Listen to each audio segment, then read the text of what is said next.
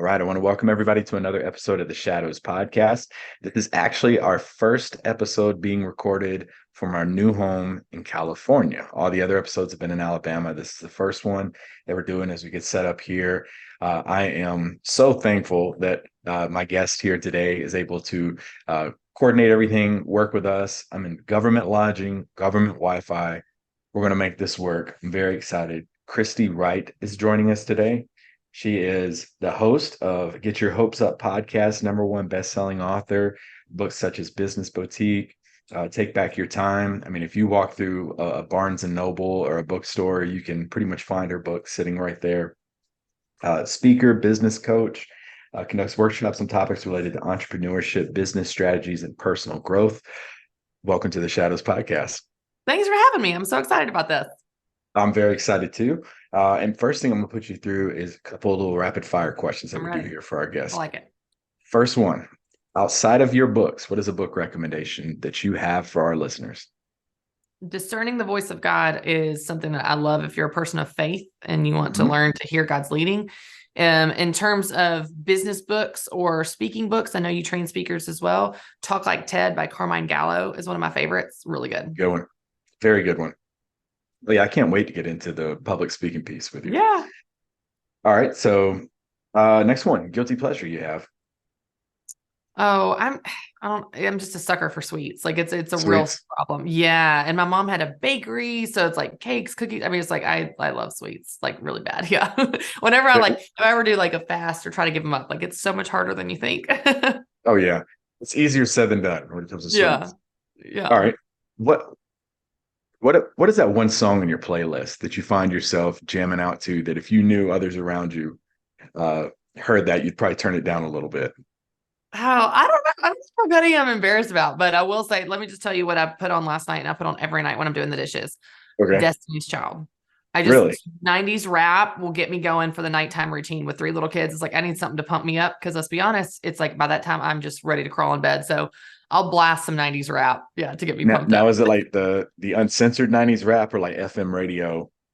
90s rap? Uncensored. But like, I'll be honest, now that I'm getting a little older, it's like, I'm like, oh, yikes. Oh, some of those words, like they gotta hit me different. Where when I was 19, I thought it was awesome. So maybe I'm just getting a little older. I always like listening to like 90s rap and hip hop on like the radio, and you don't know the lyrics when you listen to it there. Yeah.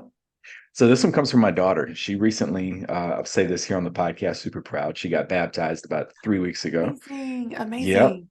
Yep. Really big moment for her. So she wanted to know, when you are struggling, what is your go-to scripture? 1 Thessalonians 5:24, the one who calls you is faithful and he will do it. And what I love about that verse, it's at the beginning of Business Boutique. What I love about that verse is the subject of the sentence is God. He calls you. He is faithful. He will do it. And the pressure's off of us. And so he will take care of us. He will provide. It's like the whole story of the Bible is God is the subject. It is from him, for him, unto him. And it's just, I think sometimes we get so caught up in ourselves of like, what if I can't, and I can't, all right. It's like, no, it's on him. Like a great example is when I left Ramsey, people were like, aren't you scared? And aren't your paycheck and your insurance? And like, I mean, people were just like, and I was like, it's God's idea. He'll figure it out.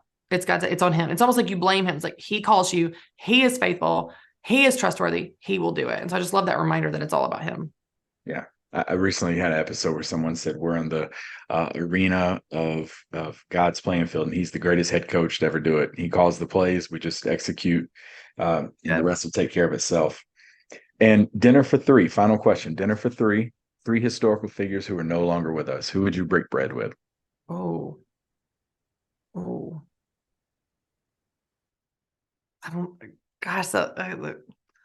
Oswald Chambers.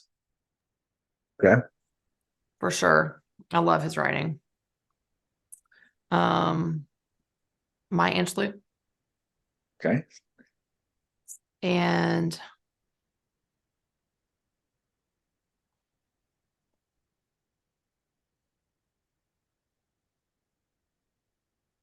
I don't know. I feel like I would want to pick like a movie star that, like Patrick Swayze or somebody that's like just an awesome movie star. He's actually been invited to a couple of these. So. Oh, really? Yeah, a couple of people have picked Patrick Swayze. So Dirty Dancing was like one of my favorite movies growing up, I was going to ask you, what's the go-to Patrick Swayze movie? Dirty Hmm. Dancing. Hmm. Okay. Well, you have survived our rapid fire questions, and now that's the tough part. Now the easy part. We're going to be talking about you. So, Hmm. tell our listeners out there, first of all, where are you located at right now? Nashville, Tennessee is where I'm from. Okay. But I was actually just in Memphis Yeah. last week, so Yeah. that was our first time there. So, talk to us about your aspirations growing up. Like, what did your parents do? What were some of the things you wanted to do as a kid? What was childhood like for Christy? Both of my parents were entrepreneurs and I never knew them together. They split when I was 6 months old. And so I grew up with mom, and dad was not dad. I saw dad sometimes when I was younger. He was not in my life from the time that I was 8 until I was 14. So I'm super close with my mom.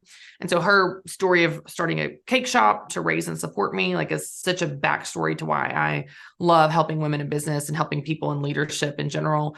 But I reconnected with my dad in my teens, and we have a great relationship now, but they're both very entrepreneurial. So that shaped me. They're both very creative. They're both very scrappy. They're problem solvers. They're like fighters. They're movers, shakers. And so I'm just such a product of that.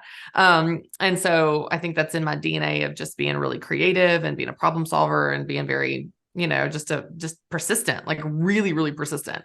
And I think that served me well in life, because when other people give up, I just freaking keep going, Yeah. Um, so that was and I was an only child, so it was just me and mom, we were super Mm. close. But now, it's just been so interesting. I was just on a podcast this morning, and I was talking about how Sheryl Sandberg in her book Lean In said, most career paths are not a corporate ladder, but more like a jungle gym. Mhm. And I think mine has been like that because I very much seize opportunity. And so it's not just like, okay, what's this promotion? What's this promotion? What's this next step? I'm just going, okay, what is there a problem I can solve? Is there something I'm good at? So I went from being, I thought I was going to work in an advertising agency. I have a degree in advertising, and then ended up working for the YMCA because I really wanted to work for nonprofit. I did that for three Done the years. same thing. Yeah. And I was a aquatic director, but I led programs, all the aquatics programs. So then I started Yep. working for Dave Ramsey as a project manager because those skills kind of transferred from program management to product management. And then they needed a speaker for this event. I was like, I'll do it. They're like, can you speak? I was like, no, yeah, figure it out. And so then I started speaking, and then that turned into the full-time thing, which turned into books and then turned into coaching. I was like, I don't know, I'm really good at coaching people. Maybe I should become a certified business coach and life coach. So I did that. And I think I very much seize opportunities. And so, Yeah. I'm a little bit of a commitment phobe in the sense of like, Christy, what's your 10-year plan? I don't have a 10-year plan, honestly. Even with my coaching programs, I was telling I lead a mastermind, and I was telling them just the other day, even with my coaching programs, this last year I did a year-long mastermind, and I don't know that I'll do that again. It's been great, but I think I want to do things on shorter terms, like 3 months at a time, because I don't want them to feel locked in, but also I don't know what I'm going to want to be doing. When I was at Ramsey, I was so proud of everything that I built, but at the same time, it became a treadmill. Like, it became a treadmill I had to stay on and keep up with and keep up with. And I don't want to get back in that. And so everything I'm doing is very much, here's what I'm doing today. Will I be training speakers the rest of my life? I have no idea, Trip. It's what I'm doing right now. Right now, Yeah. I'm loving it. Right now, I'm coaching right now. But I don't want to have the pressure to have my whole life figured out. I like being open to new things. Yeah. I'm entirely exactly the same way. I remember growing up, it was you had to have a 30, 40-year plan, Yeah. stick to it and What a keep joke. going. Yeah. So you mentioned your dad was absent from like 8 to 14. That's a huge stage in a young girl's life. What exactly was it that happened? Was it issues with at home or what? Yeah, it was just custody Yeah.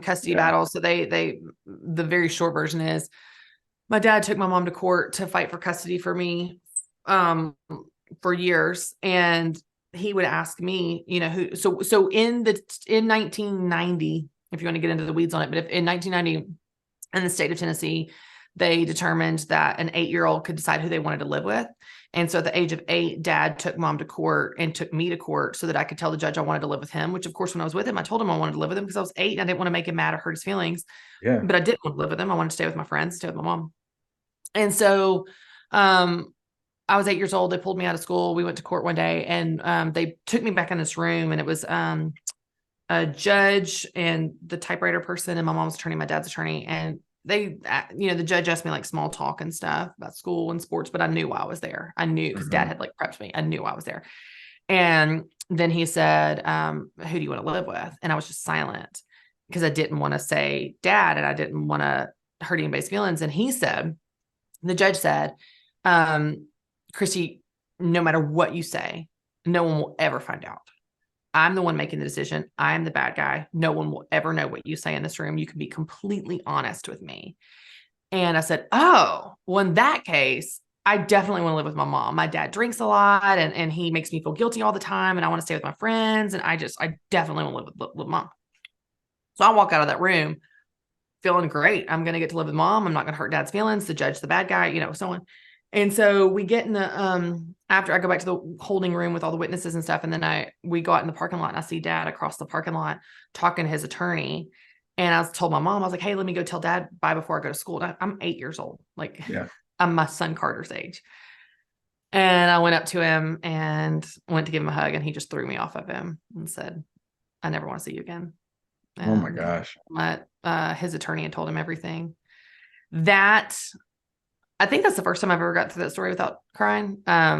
It's wild. I turned 40 a few weeks ago, and it's wild how something so early in childhood could be so pivotal. And I think that it has been a lifetime of understanding that wounds effect on my life. I'm an Enneagram 8 for anybody into the Enneagram. And it's like you can draw my entire blueprint of my personality back to that. And not just, I don't want to just say blame it all on that day. It was that day, the years that followed, but also just my mom working really hard to support me, but also, I was alone a lot. I had to figure out how to do things myself at a very early age.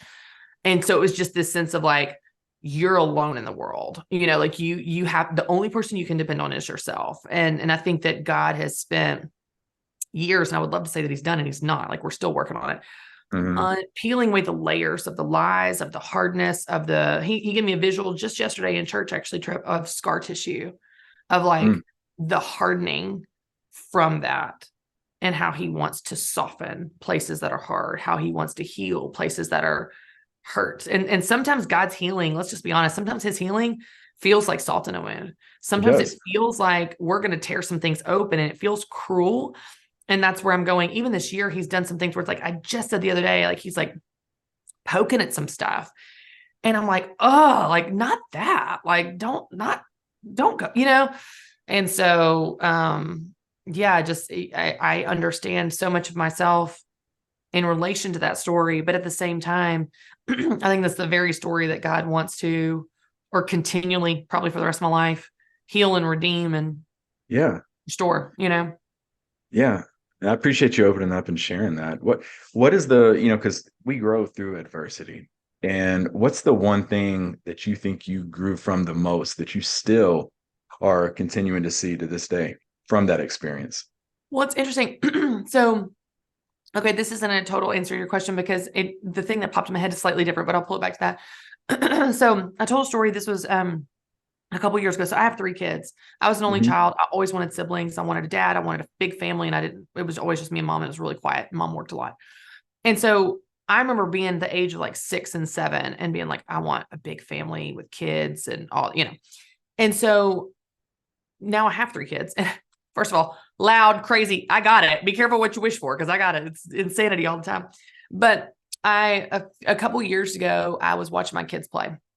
And it was one of those days where they were just playing really good together and just like sweet and like they're just playing so good. And you kind of step back in this like awe of like how they got here and how just amazing that they are. And they're all playing together, whatever. And I felt this really weird feeling as a grown woman watching my children. I felt jealous. Like I felt jealous that they had that and I didn't, because I wanted that so bad. And so I took that to the Lord, just feeling jealous of like, oh, I don't even know that I was praying. I think maybe he just met me in my sadness. Yeah. And I was like, I wish I'd had that. And God spoke to me so clearly, Tripp. He said, but Christy, if you had that, you wouldn't be you. Exactly. And I need you to be you to do what I'm going to have you do. And it was like, it gave me this sense of purpose, not just for the not having siblings, but also for the situation with my dad and the redemption on the other side of them. I have a great relationship with my dad now. I just saw him 2 days ago, like the redemption on the other side of it. But God God allowed me to go through all that, to have the story, the initial childhood story of the no siblings and mom that worked all the time and dad that cut me out of his life when I was 8.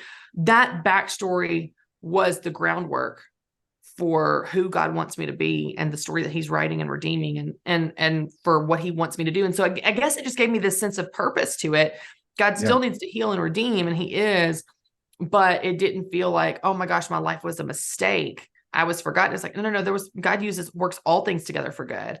And so I think that, it's a double-edged sword. I'm a fighter and survivor, and I'm independent and hard-headed to a fault. Like, it's two sides of the same coin. You know what I mean? So it's like, God has to show me how to rein in those things, but there's also some really beautiful parts of my personality that were forged in that fire, because I think that God, now this is where I really will cry.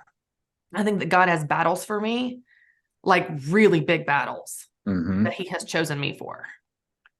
Like, I can see it. And I'm even in a season of preparation right now that it's like, they're huge wars that he is training me to fight.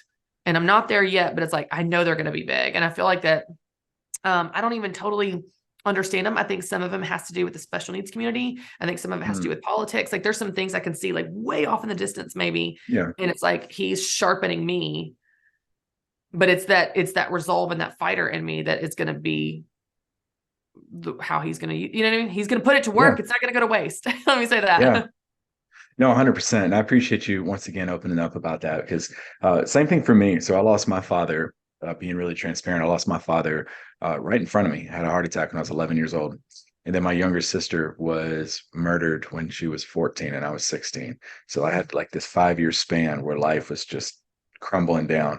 And I looked back and I was very envious of other people's childhoods. I was envious that people had fathers, that they had whole families. And but I look at it now today in my 40s and I'm like, I wouldn't be sitting here today if my path had gone any other way. And exactly, you were changing people, helping people. You got books on shelves. You're doing all kinds of stuff because of, like you said, what was forged through that fire.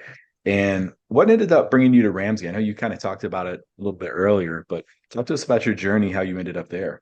It's just as weird as can be. I literally was burnt out at the Y, as one gets burned out in nonprofit. And I was standing on my deck one day and I don't know if I was thinking or praying, kind of the same thing, but I said, God, I just don't feel like I'm ever going to find a company I believe in as much as the YMCA. I love that we change lives. And he said, you're going to work for Dave Ramsey. And I said, who is Dave Ramsey? And I walked over to my computer, which was open on my deck on a table. And I Googled Dave Ramsey and it said based in Nashville, Tennessee.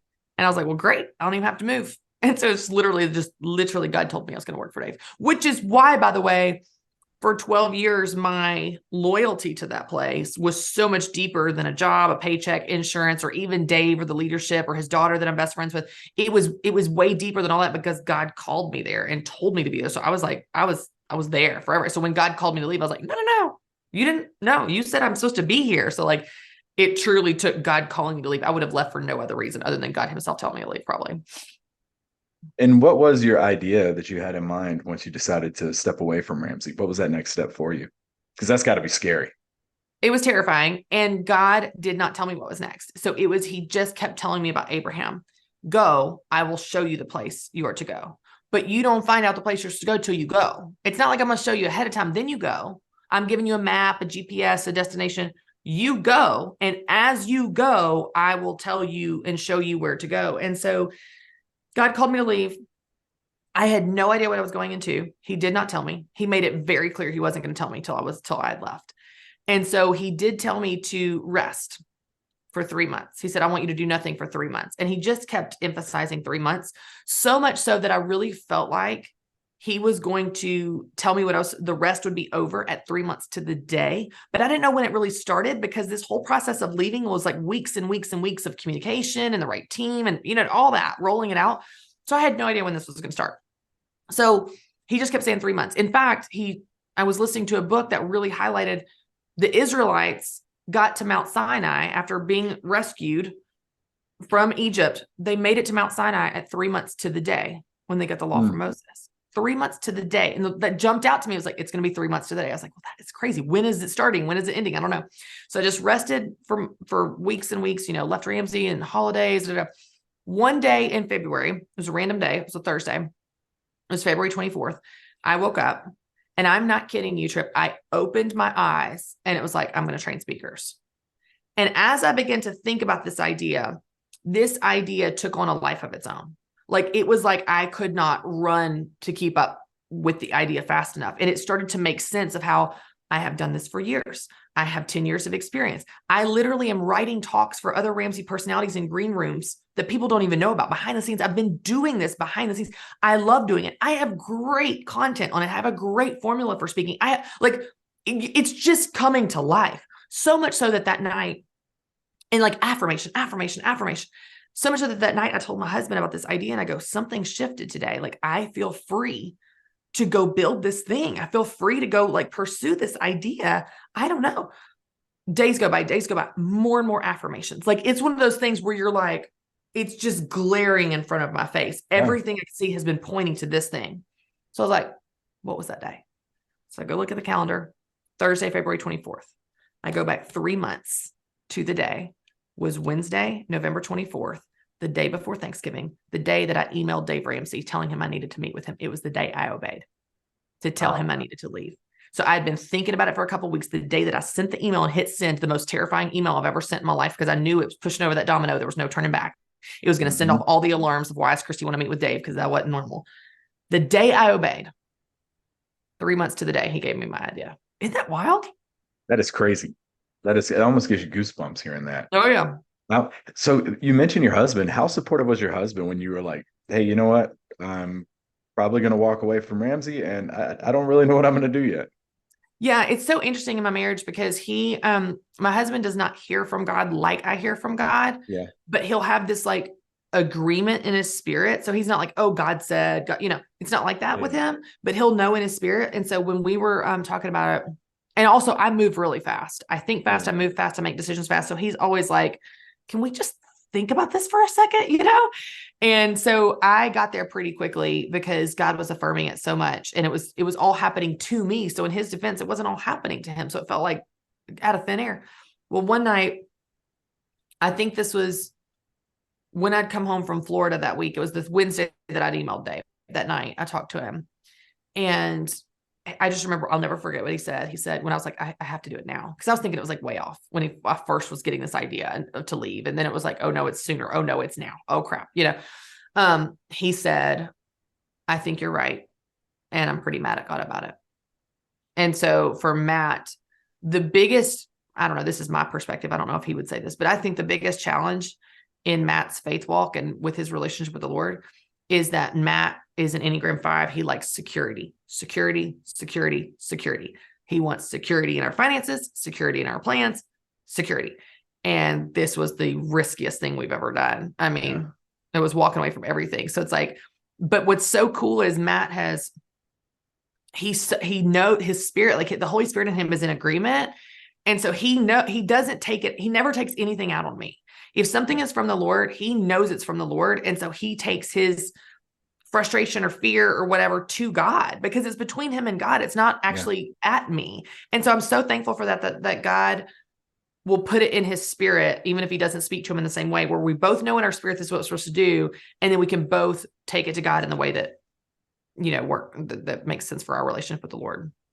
That's awesome to hear. And that is super, super important, especially to have someone supportive with such a drastic change as that.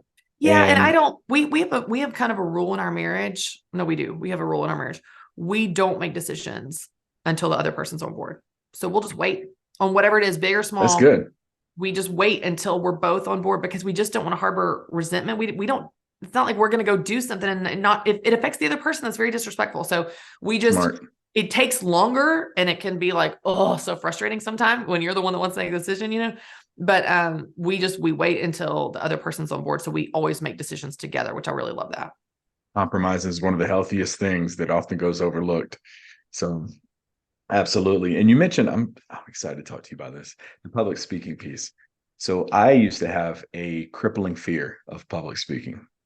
to where Most when people I do. You're not alone. Oh yeah, yeah, and I've said it on here before. I love the Jerry Seinfeld piece where he said more people would rather be in the casket than reading the Yeah. eulogy. Yeah. And I almost turned down a job as an instructor because I couldn't talk in front of people. But then it got to where our course that we taught at actually teaches people how to be proficient public speakers. So why do you think there is such a fear of public speaking there? Well, I mean, we all have this, we all have insecurity. Yeah. And when you're in the spotlight or behind the microphone, it's all on display. Like it's just you, it's just you. It's just your voice in a microphone. And you're so worried about what other people think of you. And do I have pit stains? And is there spinach in my teeth? And what if I don't say something right? And it's just that attention is just crippling at times, Yeah. especially if you don't know how to handle it, if you've never been trained on how to handle it. But I will tell you this. So here's what I have found in my, I don't know, year and a half of doing this on purpose. I've done it for 12 years behind the scenes for fun. But here's what on purpose. People think they need confidence in speaking. And I think that is true. I'm not negating. I think they do need confidence in speaking, and you can build confidence like a muscle that you strengthen over, with exercise and practice and so on. However, I think for most people, the issue is not confidence. I think the issue is content. And what I mean by that is they don't actually know what they're getting up there to say. Yes. And if you can help someone get crystal clear on what they're going to say, what is the one main idea, and how are we going to set up that idea, and how we're going to unpack that idea, and how we're going to apply that idea, and how we're going to put stories to that idea. When you give someone a template and a formula for speaking, and you force them to get crystal clear on what they're going to say, on their content, well, their confidence shoots through the roof because they know what they're going to say. But if you put me behind a microphone, I didn't know what I was going to say, I'd be scared too. So much of it is the disorganization and confusion and scatteredness of the content. And when you help people with their content, well, then you can practice the reps and the delivery and all of that. But instantly, with just the content clarity alone, your confidence goes through. In fact, it's funny you say this. So, as a business leader, I'm always creating resources out of need. So, we pay attention to what do people say? What do people ask? What are they talking about? People have been asked about this so much. I just created literally like last Thursday. This is how new this is. Content clarity starter kit. Like it's a free download content clarity starter kit. It's for the specific purpose of helping people get clear on their content and their business. It launches really soon, right? Oh, it's already out. You can get it. Oh, it's already out. Okay. I have a course coming up, but the download, that's what it just is. Worksheets that you walk through to get clear on your content. That's available now. And but it came out of people asking me, well, how do you organize your content? How do you organize your content for a reel? How do you organize your content for your landing page? How do you organize your content for a podcast episode? How do you organize? It's like, how do you know what you're going to say, how you're going to say it, where you're going to say it, in the order you're going to say it? It's like, if you give people a formula for that, and it is like a formula, like here's what you should be talking about. Well, then their confidence, they're like, oh yeah, give me that mic. Give me that mic. I'm ready now. It's not near as scary when you know what you're going to say. Quick little outline, and then, like you said, it has to be something that you're familiar with. I think the worst thing is when you're asked or thrust up on stage and you have to speak about something you have no familiarity with whatsoever. That is, to me, still, even with years and years of experience, that is scary. So very, very good advice there. Now, I want to talk to a little bit about what you've been doing and kind of get into the books that you've got. You've got some phenomenal books out there. Like I said, I was in when I first saw one of yours, I was walking through Barnes and Nobles, and it was sitting right there. So let me ask you, so with your books, someone's walking through the business section, personal development, they see your book there. Why should they grab your books versus all other books out there, especially ones like, Take Back Your Time? We use that one, for example. I mean, I don't know that they necessarily should. I think it really comes down to, and this is, I train people in business. I'm a business coach, and so one of the top questions I was asked, so this is right around when I wrote Business Boutique, for example. I was on book tour and I was doing book signings at bookstores. And so we'd have 200 people come to a book signing. I'd sign all their books and then do a talk or whatever, like a quick 20-minute talk. So they'd always sit in there in the bookstore, and I do Q&A with them. And many of them would say, well, what do I do if someone's already doing the thing I want to do? What do I do if I want to start this type of business and that business already exists? And I would say, this was my response to them, which is actually an answer to your question. Look around this bookstore. How many books are there? thousands, tens of thousands, hundreds of thousands, maybe even millions with their back inventory. Mm-hmm. And yet you're sitting here holding mine. I'm not the best author. I've not been around the longest. It's not the best book, but I believe that God has given me a unique story and style and voice and personality and content that connects with a specific group of people. And so there's people that need to hear what I have to say that I'm going to connect with that no one else could connect with. So I'm going to show up or sit down at my computer and write it because it's going to help people in a way that no one else can. The same is true for you and your business. There are people that need to have what you have. There's room for you in the marketplace too.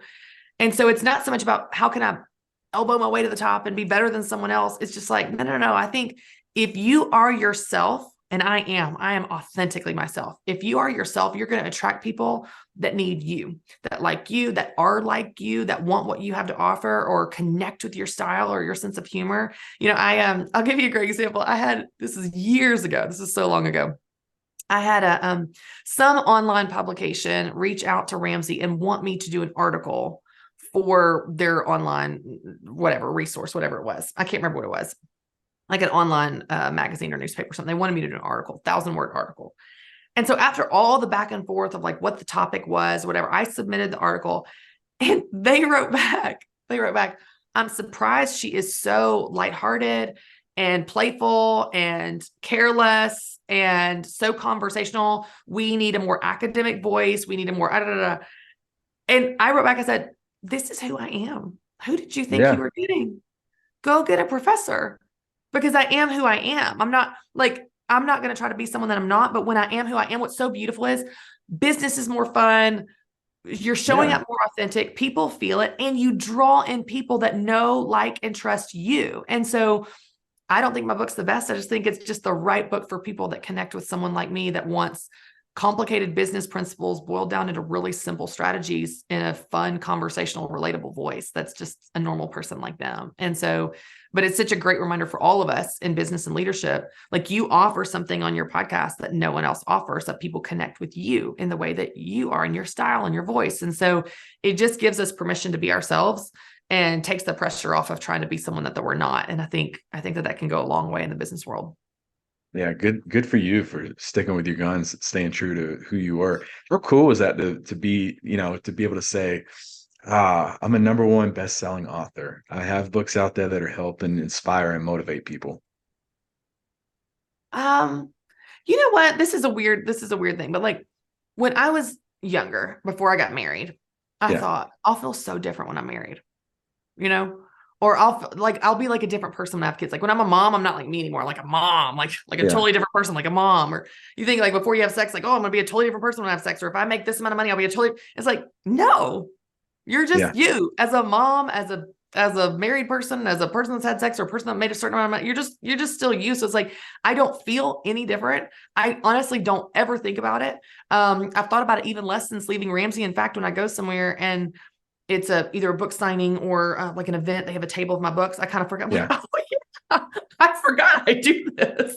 Like, it's almost like I felt even more disconnected. Taking a picture of it. Wow, this is kind of cool. Making peanut butter jellies all day for my kids and scream at me that I cut their sandwich wrong. It's kind of nice to like remember I did that. So I don't think about it. What I do think about though, what I do think about all the time, and this sounds like I'm trying to give like some like, Miss America answer, but it's not that. It's just my genuine heart. I do really think about helping people. And so when I talk about my books, my conviction of how they help people is so deep. Like I know that the steps I give people and Take Back Your Time help them feel less guilty and manage their time and have more life balance. I know that the content I wrote, the 4 different sections of Living True, 40 Days to Get Back to You, I know that helps people reconnect with God and reconnect with themselves. And because I feel like everything that I write is God inspired, I feel like it's all of my ideas, or all my good ideas at least, are his ideas. So I know people need it. So I talk about it with such conviction, but it's not so much about like, I do have things I want to accomplish. Like I would love to hit the New York Times. I've never hit that. I would love to hit the New York Times. But I know that when I hit the New York Times, I'm not going to feel any different. It's more just like you have this, it's almost like this really temporary high of like, I did that thing that I'd always wanted to do. Like I remember when I ran a full marathon and I could put that 26.2 sticker on the back of my car. Like that felt really cool for a minute. Like I did that thing that I'd always wanted to do for a minute. And I haven't had that sticker on my car in a million years and I don't talk about it ever. And so it's like, it doesn't affect my day to day, but there are things we want to do that feel cool for a minute. Yeah, they are, Yeah. So sticking with the time management piece, question for you here. How do you suggest that individuals find a balance between their personal lives and the demands of business? I mean, you mentioned cutting sandwiches, uh, being a mom, being a wife, but then you also have that business side of you as well. How do you Yeah. find that balance? Well, for me, I really set out to redefine it in my book. And so I think that most people have this idea that life balance is doing everything for an equal amount of time. Every day is going to have like time with my kids, time with God, working out, time in my Yep. business, like cleaning the house, that every day is going to be this even split. And that's what balance is. And it's just not true. It's not even desirable. That is not realistic or even desirable. Mm-hmm. Or they think life balance is a 50-50 split, 50% of your time with home, 50% of your time in business. That's not realistic or desirable either. So what I set out to do in Take Back Your Time, and this has really been my message for way before that book was written and will be well after it was published, is life balance is not doing everything for an equal amount of time. It's about doing the right things at the right time. And so what that looks like is you give yourself permission to constantly ask yourself, what's right now? We just come out of summer. We're going into a new season, going into fall. What was right for me in July is not right for me in September. In July, I was going on picnics. I was not working hardly at all. I never wore makeup. I wasn't traveling. I was just playing with my kids. That was what was right in the summer. They were off school. It's what I wanted to do. I set out to have a great summer, and I did. September, I'm traveling. I've got launches. I've got a new course coming up. I'm doing podcasts. What's right now? And what's so beautiful about this question is it gives you permission to constantly reassess what is right at any given moment, knowing that what's right changes. Our goals and priorities are not a set it and forget it thing. You set it in January and never revisit it again. Your seasons look different. Things will happen that shift your priorities. Your weeks look different. Your days can look different. And so if you train yourself to ask yourself this question, what's right now? Here's what's awesome. It helps you identify and focus on what's right now. Like what's right now is this interview. What's right now this week is XYZ. But it also helps you shake the guilt for all the things that are not right now. So when I was launching the book, Take Back Your Time, the top 2 priorities for me during that season were launching the book and seeing my family when I wasn't on the road. I had 2 priorities. Sometimes in a lighter season, I might have 3 to 5. In that season, I had 2 very demanding things. So when I walk through my house, and my house is a mess, I don't beat myself up. I go, girl, that's not right now. Step over those toys. I'll be right in another season. It's not right now. What's right now is the book. I didn't see my friends. I didn't work out. I didn't beat myself up for those things. They weren't right then. And then when I got through book launch, I saw my friends. I got back to working out. So it just gives you permission to focus on what's right now and shake the guilt for all the things that are not right now, knowing that you have permission to change your mind about what's right now at any given moment. Yeah. And it's the plate analogy with spinning the plates where we like to have 8 different plates spinning all at the same time, like that halftime show guy. But in reality, we need to have those 2 that are really, really well, cool. And what's interesting is I use that example in the book. So we've got all these analogies of spinning plates, juggling balls. Some balls are rubber, some are glass. Which ones can you let drop on a Tuesday? And what's funny is even those analogies look like a freaking circus. Like no wonder we're exhausted and anxious because it's a circus. So the visual, if we want a visual, here's the visual I would offer. Okay. Instead of juggling balls or spinning plates or whatever, don't juggle at all. Just say, here's my rack of, let's say weights. If you're a weightlifter, here's my rack of weights, kettlebell, whatever. Here's my rack. I'm going to pick these 2 up in this season. I'm going to hold them. I can hold things. I'm not going to drop them. I'm not going to freak out. I'm not anxious when I'm holding things. I'm going to hold what I can hold. I can hold 2, or I can hold 3 or 4. And the other ones, I'm going to sit down. I don't want things flying all the time. That's anxious. I'm exhausted. My kids are crazy enough. I don't need any more crazy in my life. Just pick what is right now. Pick your priorities, pick them up and hold on to them in that season or that week or that day, and set the others down and go, I'm not abandoning you. I don't need to keep you flying in the air to make you feel seen. It's just, I'll get to that in the next season or in the next week or the next day. And I just think that there's so much pressure culturally to keep them all going all the time. And it's not realistic, and it's making us anxious trying. And so pick what's right now and do that, and shake the guilt for the things that are not right now. Just because they're not right now doesn't mean they'll never be right again. They're just not right now.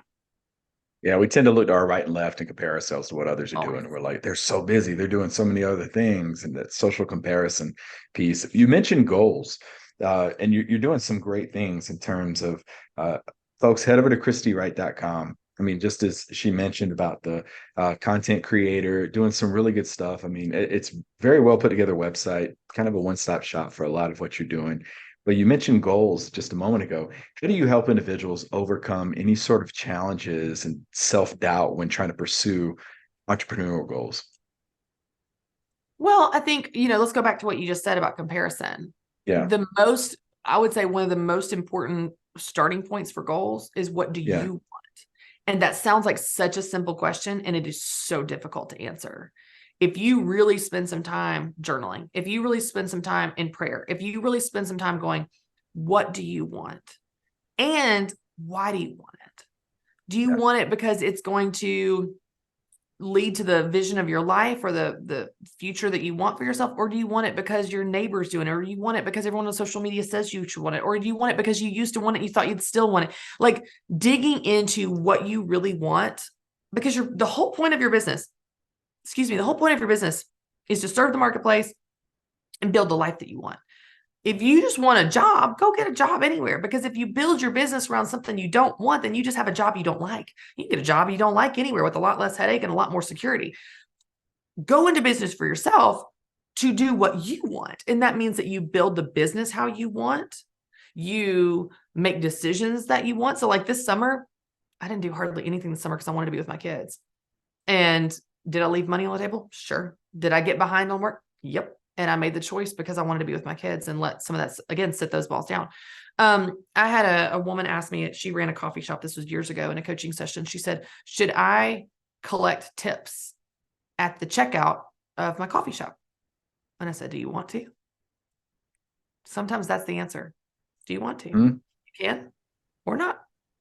There are some things that are best practices in business that are right and wrong, true and false, that type of thing. But a lot of it is, what do you want? And there are many different paths, even to the destination that you want. You could scale your business an infinite amount of ways. So it's like, well, should I do it open cart or closed cart? Should I scale it with employees or contract employees or part-time or full-time? Should I scale it by just charging what?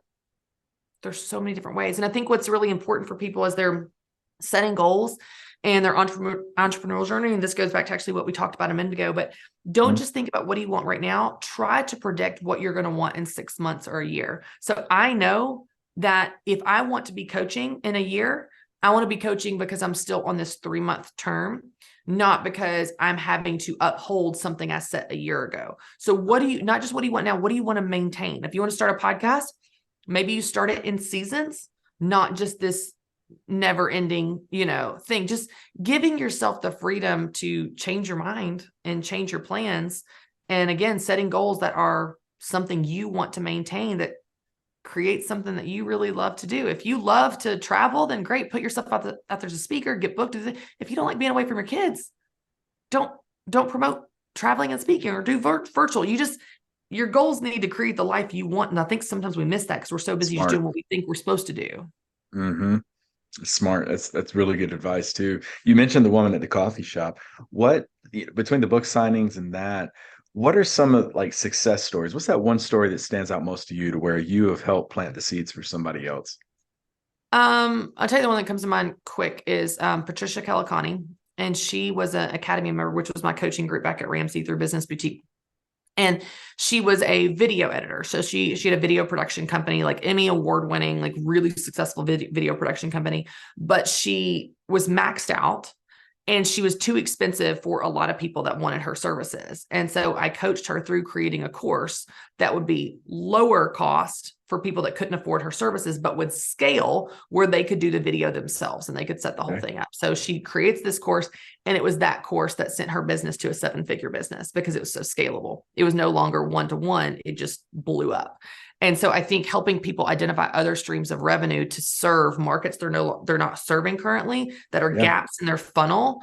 And that may be the thing that actually becomes the main thing. You know what I mean? Yeah. Yeah. Wow. Okay. And let's talk about your podcast. Talk to us about, Get Your Hopes Up podcast. And just how easy everybody thinks it's so easy to podcast, but tell our listeners where they can find you and all about it. Well, it's so funny you say that, because actually my current podcast is a product of me asking myself the question, what do I want? And what does my audience want? Because when I was at Ramsey, You had one with Ramsey, right? yeah, it was first business boutique for a few years, and then it changed to the Christy Wright show. So it did we covered more than just business, but it always was on video. After the first couple of years, it was always on video. It was always a big production. So a team and multiple cameras and lighting and hair and makeup and outfits and all that. It was a big production, a set, all that, which made it beautiful. But there's a whole side to that of like, you got to get up for all that, right? So it was always on video with a big production team. It always had multiple segments. So I would have a teaching segment, I would have a guest segment, and a third segment. And it was something with the algorithms. They always wanted multiple segments. And it was planned way in advance, like 8 weeks in advance. I would have to like plan out all the content. Okay. So all that's the backstory. Okay. So I feel led. When I got off the podcast treadmill, I was like, I'm not doing a podcast for a long time. And about 6 months after leaving Ramsey, I felt led to create a faith-based podcast. But the idea of it was just me. It was short, like that someone could listen to on a commute to work. They're about 30 minutes. Even shorter. They're like 20 to 25 minutes. And it's just me. And that I could go in and batch this content. So I'll go in tomorrow and I'll record like 4 episodes, and that'll be a month worth. And there's no scheduling with guests. There's no like guests cancel. I mean, if you have guests, like the guests cancel, and then you're like, who am I played in?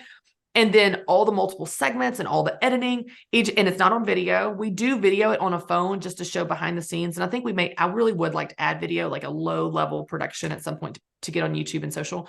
But I just basically created something I wanted to maintain. But what's interesting is, of all the surveys we ever did at Ramsey, this segment that everybody wanted was just me teaching. The listenership would drop off during the interviews. It would drop off during the other set call-ins or whatever the other segments we'd come up with.